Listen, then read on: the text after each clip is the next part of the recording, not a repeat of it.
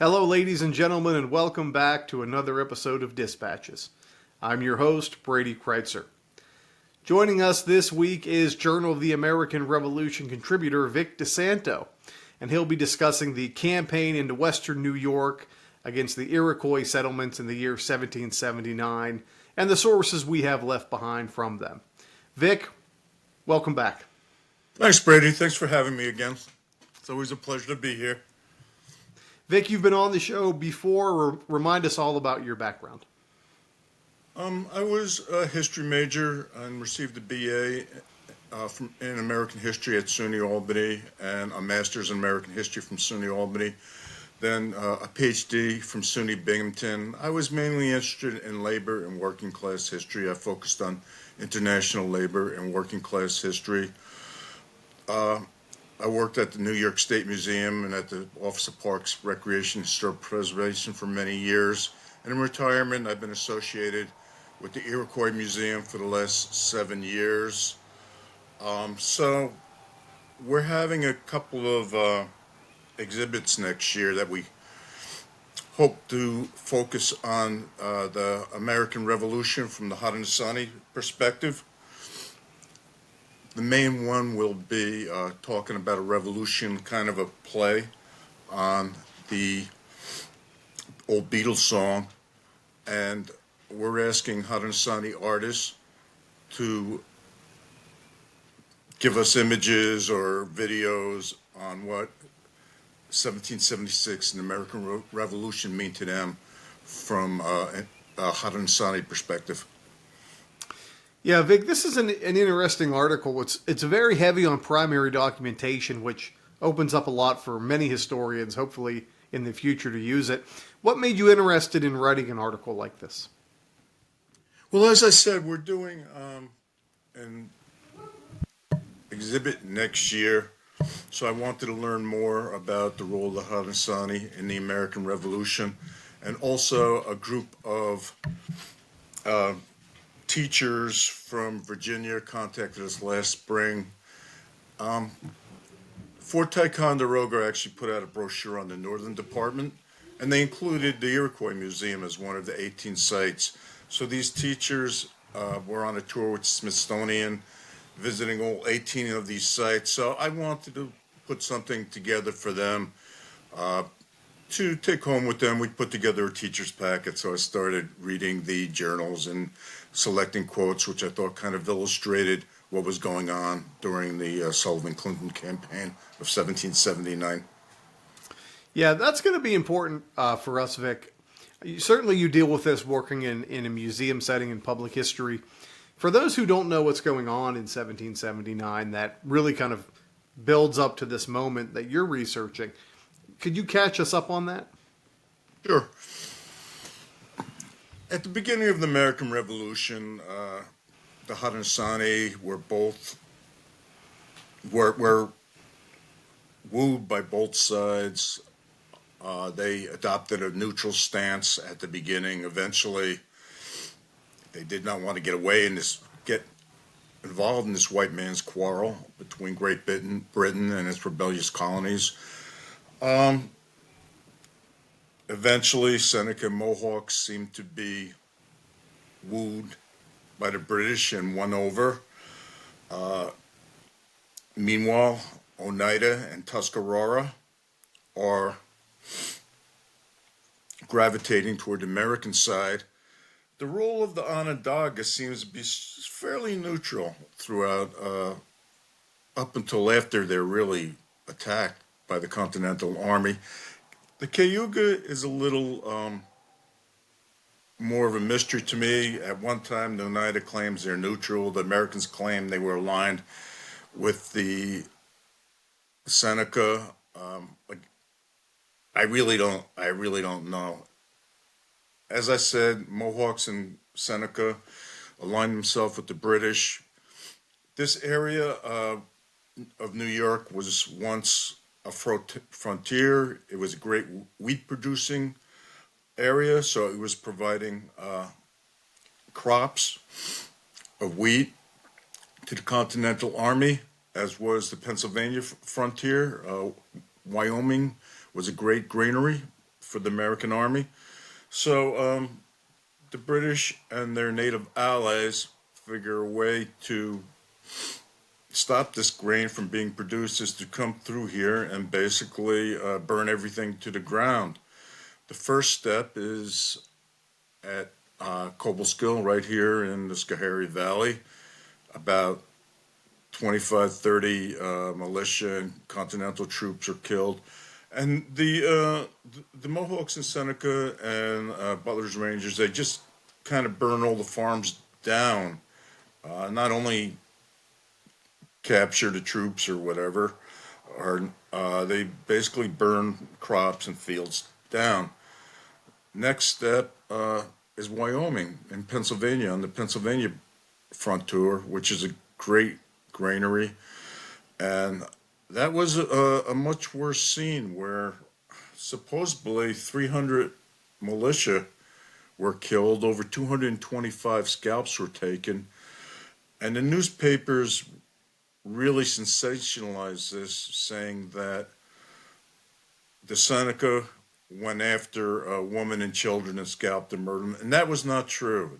Turned out to be false newspaper reports, which kind of added to the fuel to the fire. In retaliations, Americans destroyed villages at Tioga, Native American villages at Tioga, Unadilla, and Anaquagua. Next, in retaliation, the Seneca and Tories attacked Cherry Valley. Okay, so we're back in New York, sort of in the Mohawk Valley area. And this is known as the Cherry Valley Massacre. The Seneca claim they've been wrongly represented as killing children and women when they didn't. They're also angered at their villages being destroyed. So at Cherry Valley, they do kill about 30 civilians and probably about 15, 20 soldiers. They also take 70 prisoners. At this point, Washington has had enough. So he decides that we need to conduct a scorched earth campaign at the Iroquois territory to just destroy everything and put an end to their attacks. He had thought of maybe Israel Putnam for this. That didn't work out. Congress also authorized Horatio Gates to lead it. Gates turned it down. So next was John Sullivan, General John Sullivan of New Hampshire. He had been an attorney before the war. It's known as the Sullivan-Clinton campaign. Clinton was from New York. There was actually 4 brigades under this campaign. The first strike, oddly, is against the Onondaga in April of '79, who, by all accounts, are neutral. Their village is attacked and burnt to the ground, and they're taken prisoner, brought to Albany. According to oral tradition, many children were killed and many violated by the Continental troops. That happens in April '79.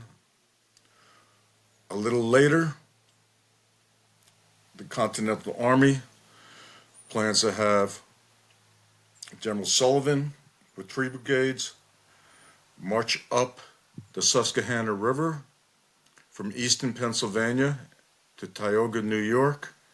At the same time, General Clinton with New York troops are going through the Mohawk Valley, destroying villages until they reach Joharie, where they're going to travel down the Sullivan campaign with the goal of eventually hooking up with them. These 2 armies meet on August 19th and they branch out through the Seneca-Cayuga territory, which is mostly in the Finger Lakes region. It's this immense army. It's close to 4,500 men were assigned to this. There's like 1,200 pack horses, 150 flatboats, artillery. So it's 1/3 of the Continental Army at the time. So they march through Iroquois and Seneca territory. Excuse me, Seneca and Cayuga territory. And at that time, the natives realize they're outnumbered, and mostly adopt a strategy where they're just going to retreat and maybe do some sniping. There's one major battle by where Elmira, New York is today. It's called the Battle of Newtown, where the natives make a stand. They form a kind of a series of stations on top of a mountain, and they hope to surprise the army as it's marching through. Continental scouts get wind of it, so they're prepared. So they cut roads in to bring the artillery right through. They're only in that territory about 5 weeks, where they're pretty much destroying everything. Excellent. So, Vic, let's talk about your article a little bit. The real backbone of this article is our primary sources, and you have this wonderful collection of firsthand accounts of soldiers who were on the march, which many of them I've never even seen before. I'm really excited about it. Talk about where you found these sources, maybe some of your research methods for anyone who might want to try and duplicate that.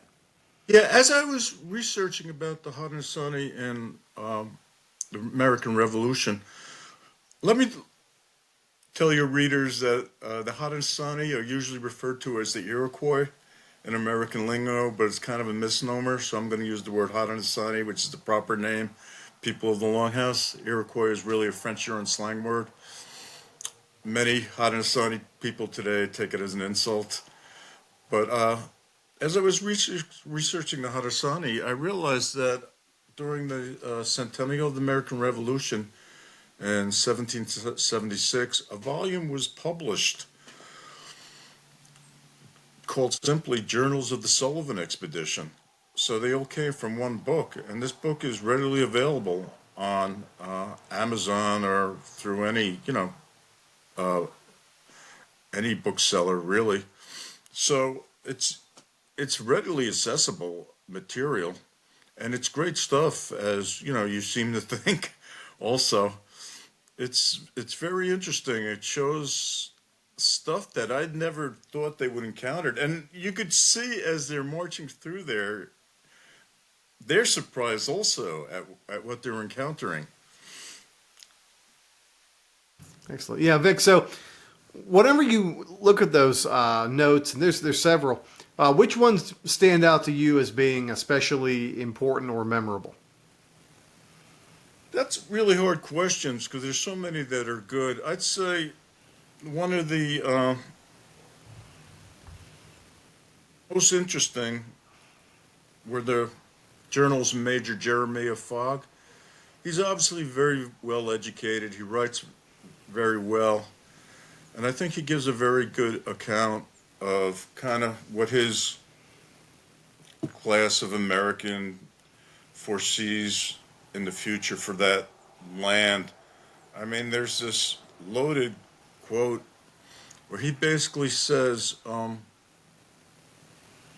could God let this land go uncultivated? And at the same time, all the soldiers are describing immense cultivation of the land by the Haudenosaunee. In 1929, a series of 35 stone and brass monuments were put up along the route of the Sullivan Campaign. And if you just read these monuments, you would think the Haudenosaunee were a group of hunters and gatherers living in a Stone Age culture needed to be removed, extirpated, uprooted, whatever word you want to use, in order for civilization to advance. And the soldiers described quite an advanced civilization. Another interesting one to me was Sergeant Moses Fellows. He's doesn't write very well. He has problems with his spelling and his grammar, but he gives a good account of what the rank and file are doing.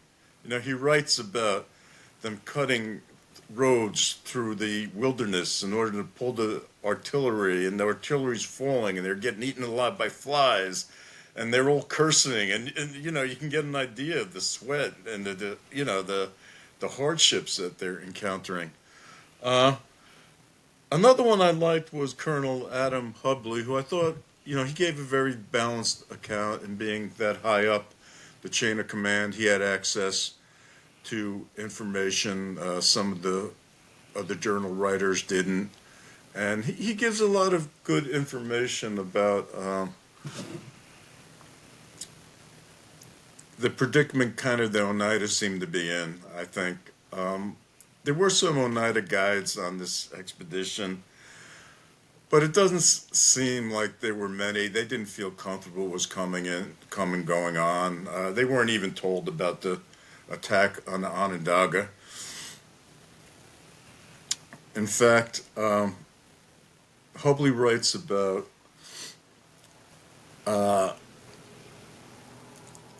an Iroquois young Haudenosaunee Oneida man named Bluebeck comes up with a couple of other Oneida, and they're begging the army to spare the Cayuga. They're claiming that they're neutral, and they're kind of chastised because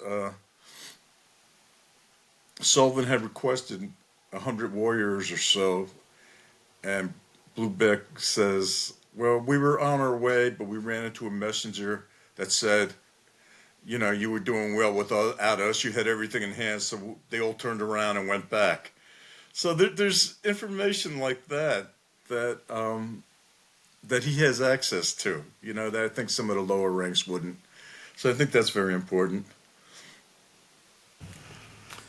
Vic, we know this campaign to be really very devastating for the Haudenosaunee in a lot of ways. Terrible weather follows it up, which is another horrible hardship.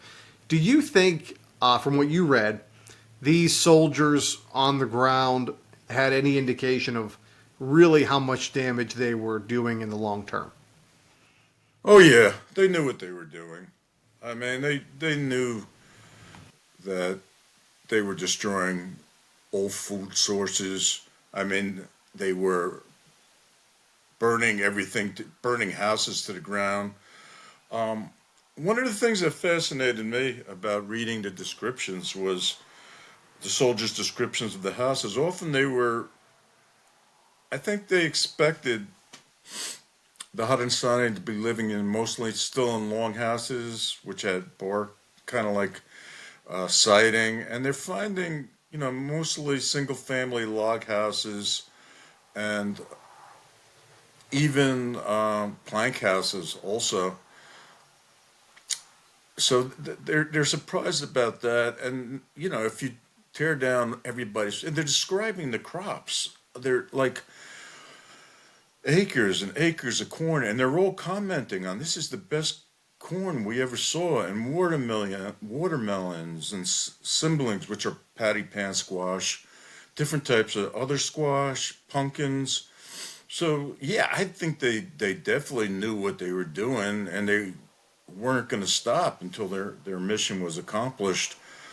There's one quote from one of the officers where he's in the Mohawk village of Iconderoga by Fort Hunter, where the Schoharie Creek meets the Mohawk River, and he's surprised to see that the Haudenosaunee, the Mohawks, have livestock and good houses with glass windows, and and they're furnished with nice furniture and utensils, and they're pillaging and plundering everything in sight.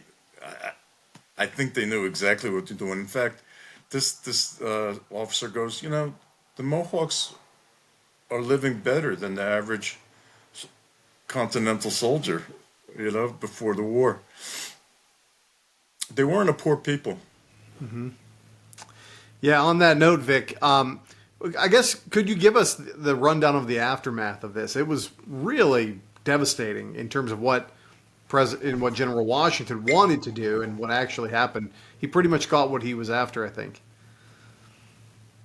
I think if Washington's immediate gain or immediate aim was to end the attacks on the New York and Pennsylvania frontier, he failed miserably because the Haudenosaunee and other natives regrouped.